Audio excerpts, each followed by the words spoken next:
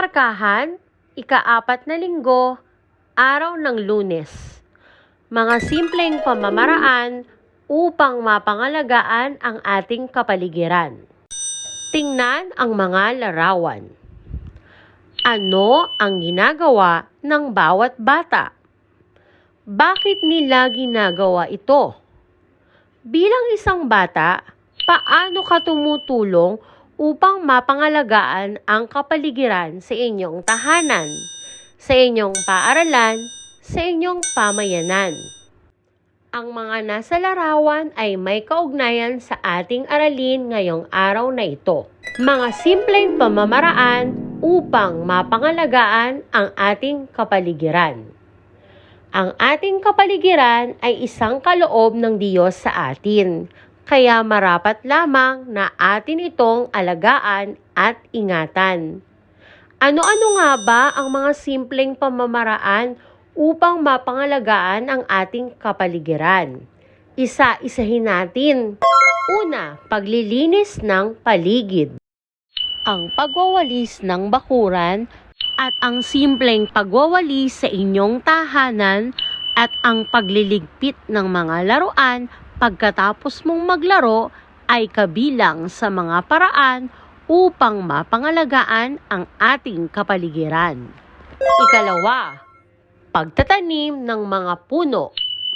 Ang pagtatanim ng mga puno ay isa sa magandang gawain para sa ating kapaligiran.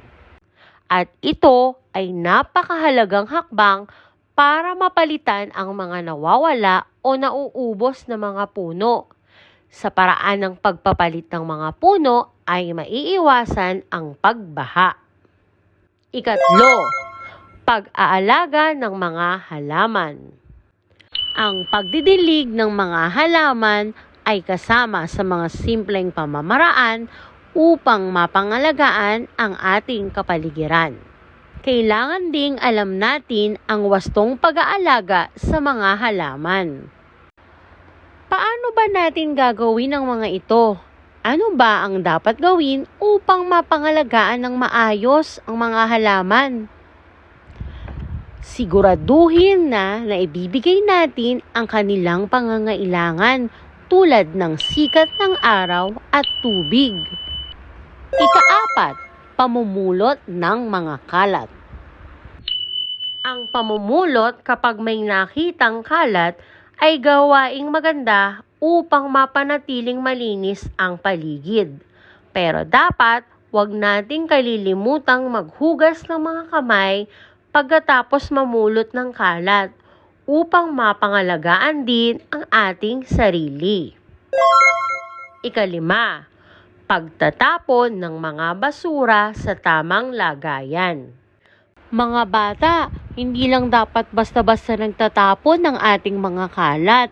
Kailangang paghiwa-hiwalayin ang ating mga basura dahil may mga basurang nabubulok at di nabubulok. Tulad ng nasa larawan, makikita nyo na pinaghihiwa-hiwalay nila ang mga basura. Ngayon ay dadako tayo sa suriin. Panuto. Paano ka tumutulong sa pangangalaga ng kapaligiran? Isulat ang nawawalang salita sa guhit. Gawin ito sa kalakip na sagutang papel.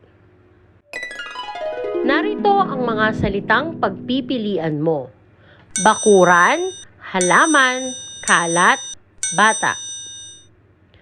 Una, pinupulot ko ang bakuran, halaman, kalat o bata. Ikalawa, dinidiligan ko ang bakuran, halaman, kalat o bata.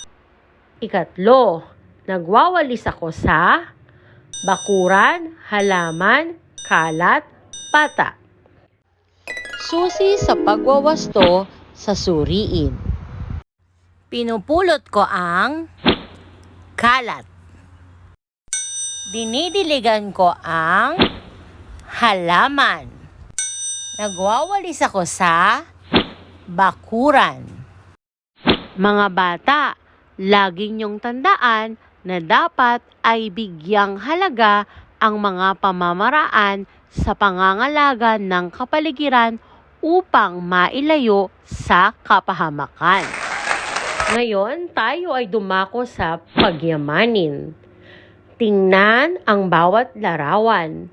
Isulat ang bilang 1, 2, o 3 sa kahon ayon sa pagkakasunod-sunod ng mga pangyayari. Gawin sa kalakip na sagutang papel. Sa unang larawan ay makikita nyo na ang halaman ay marami ng bulaklak. Sa ikalawang larawan naman ay makikita nyo ang batang nagdidilig ng halaman.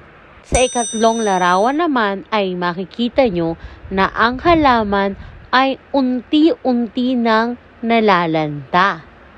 Alin sa mga larawan na yan ang dapat nyong lagyan ng bilang 1, 2, at 3. Susi sa pagwawasto sa pagyamanin. Unang bilang para sa halaman na unti-unti nang nalalanta. Ikalawang bilang para sa batang nagdidilig ng halaman. Ikatlong bilang para sa halaman na marami ng bulaklak. Ngayon, tayo ay dumako sa isagawa. Kulayan ang naiiba sa larawan. Gawin sa kalakip na sagutang papel. Sa unang larawan ay ang batang babae na nagtatanim ng halaman. Sa ikalawang larawan ay ang batang lalaki na nagtatapon ng basura sa tamang lagayan. Sa ikatlong larawan ay ang batang lalaki na tinatapakan ang halaman. At sa ikaapat na larawan ay ang batang lalaki na nagliligpit ng kanyang mga laruan. Susi sa pagwawasto sa isagawa. Batang lalaki na tinatapakan ang halaman. At diyan nagtatapos ang ating aralin. Hanggang sa muli mga bata, paalam!